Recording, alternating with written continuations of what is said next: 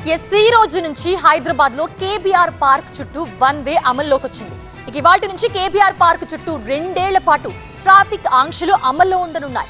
Google maps లో single lane route update చేశారు. Traffic కోసం 450 మంది సిబ్బంది మోహరించారు. కేబీఆర్ పార్క్ చుట్టూ మొత్తం 13 లైన్ చేంజర్లు, 10 ఎగ్జిట్ పాయింట్లు ఏర్పాటు చేశారు. గూగుల్ మ్యాప్స్ నావిగేషన్ రూట్లలో మార్పులు చేశారు. నిబంధనలు ఉల్లంఘిస్తే మాత్రం చర్యలు తప్పవని హెచ్చరిస్తున్నారు పోలీసులు. 1090 కోట్లతో చేపడుతున్న హెచ్సిటీ పనులు 2 ప్యాకేజీల్లో జరుగుతాయి. అందులో భాగంగా 6 జంక్షన్లలో 7 చోట్ల అండర్ పాస్లు, మరో 7 చోట్ల ఫ్లైఓవర్లను నిర్మిస్తూ ఉన్నారు. దీంతో 24 నెలల పాటు పనులు సాగనుండడంతో వాహనాల రాకపోకలకు ఎలాంటి ఇబ్బందులు తలెత్తకుండా వన్ వేను అమల్లోకి తీసుకొచ్చారు. పంజాగుట్ట నుంచి మాదాపూర్ వెళ్లేవారు లెఫ్ట్ వేలో మాత్రమే వెళ్లాలి. ఎన్టీఆర్ భవన్ సిగ్నల్ వద్ద ఎడమ వైపు టర్న్ తీసుకోవాలి.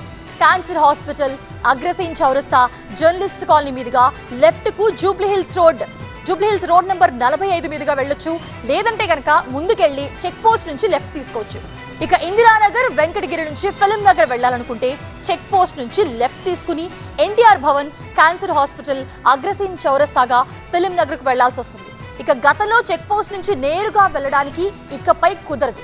మాదాపూర్ నుంచి వచ్చే వాళ్ళంతా కూడా చెక్ పోస్ట్ మీదుగా ఎన్టీఆర్ భవన్ నుంచి నేరుగా పంజాగుట్టకు వెళ్ళాలి. అభివృద్ధి పనుల దృష్ట్యా కేబీఆర్ పార్క్ వైపు వెళ్లే వాహనదారులు సహకరించాలని కోరుతున్నారు traffic joint CP Joel Davis. దీనిపై సీనియర్ కరెస్పాండెంట్ రంజిత్ పూర్తి వివరాలు అందిస్తారు. కేబీఆర్ పార్క్ చుట్టూ రాబోయే 2 సంవత్సరాల పాటు ట్రాఫిక్ ఆంక్షలు అమల్లో ఉండబోతున్నాయి. ఈ ఆంక్షలు ఎలా ఉండబోతున్నాయి అన్నటువంటి అంశాలపై మనతో మాట్లాడడానికి traffic joint CP Joel Davis గారిని వారితో మాట్లాడతాం. సార్, దాదాపు మీరు 2 నెలలుగా కూడా అవగాహన కల్పిస్తున్నారు. ఇప్పుడు వాహనదారులందరికీ కూడా అవగాహన వచ్చినట్టేనా? సో దాదాపు అందరికైతే ఈ వన్ వే ఇంప్లిమెంట్ చేయబోతున్నాం అన్న అవగాహన అయితే ఉంది. బట్ మా కోరిక ఏంటంటే అది ఎలా ఇంప్లిమెంట్ చేస్తున్నారు, ఎక్కడ రోడ్ ఎక్కాలి, ఏ లేన్లు వెళ్ళాలి, ఎక్కడ లేన్ చేంజ్ చేయాలి, ఇవి అన్నీ అవగాహన పెంచుకుంటే త్వరలోనే వితౌట్ కన్ఫ్యూజన్ వెళ్ళడానికి అవకాశం ఉంది. అంటే కేబీఆర్ పార్క్ చుట్టూ దాదాపు 7 ప్రధాన జంక్షన్లు ఉన్నాయి. అక్కడ పర్ అవర్ యావరేజ్ చూసుకుంటే 12 to 15,000 వెహికల్స్ అక్కడ ట్రావెల్ చేస్తుంటాయి. సో దీనికి సంబంధించి ఆంక్షలు ఎలా అమల్లో ఉండబోతున్నాయి, ఈ డైవర్షన్కి సంబంధించి ఎలాంటి చర్యలు? అంటే మనకి ఆంక్షలు అంటే కేబీఆర్ చుట్టూ ఏదైతే 360 డిగ్రీ రోడ్ ఉందో అవి అన్నీ యూని డైరెక్షనల్గా నడుస్తాయి. చెక్ పోస్ట్ నుంచి ఎన్టీఆర్ భవన్ మాత్రమే వెళ్ళడానికి అవకాశం ఉంటుంది. కానీ ఆ 2 సైడ్ వాడుకొని వెళ్ళొచ్చు. క్యారేజ్ వే లెఫ్ట్ సైడ్ ఉన్న 2 లేన్లు కూడా వెళ్ళొచ్చు, రైట్ సైడ్ ఉన్న 2 లేన్లు కూడా వెళ్ళొచ్చు. అలాగే ఎన్టీఆర్ భవన్ నుంచి టువర్డ్స్ క్యాన్సర్ హాస్పిటల్ కానీ, అగ్రసేన్ కానీ ఆ సింగిల్ డైరెక్షన్లో నడుస్తుంటుంది.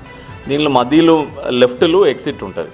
ఇప్పుడు చెక్ పోస్ట్ నుంచి పంజగుట్ట వెళ్ళాల్సిన వాళ్ళు ఒకవేళ వాళ్ళు రైట్ సైడ్ ప్రయాణం చేస్తున్నారంటే జిమ్ఖానా క్లబ్ దాటిన వెంటనే లెఫ్ట్ సైడ్కి రావడానికి ఓపెనింగ్ ఉంటుంది, మీడియన్ ఓపెనింగ్. సో అక్కడ లెఫ్ట్లో మర్జ్ అయిపోయి ఎన్టీఆర్ భవన్ నుంచి ఫ్రీ లెఫ్ట్ తీసుకొని వెళ్ళిపోవచ్చు. అలా ప్రతి జంక్షన్కి మధ్యలో లేన్ చేంజింగ్ ప్లేసెస్ ఇవ్వడం జరిగింది. ఇప్పుడు అందరూ అర్థం చేసుకొని లేన్ చేంజింగ్ కూడా కరెక్ట్గా చేసుకొని వితౌట్ కన్ఫ్యూషన్ వెళ్ళడం స్టార్ట్ అవుతే దానికి ఒక 10-15 డేస్ టైం పడుతుంది. ఆ హ్యాబిట్ ఫార్మేషన్ రావడానికి జనాలకి మనం ఎంత ప్రచారం చేసినా, ఎంత అనౌన్స్ చేసినా అక్కడ ఫీల్డ్కి వచ్చి వాళ్ళు చూస్తేనే అర్థమవుతుంది.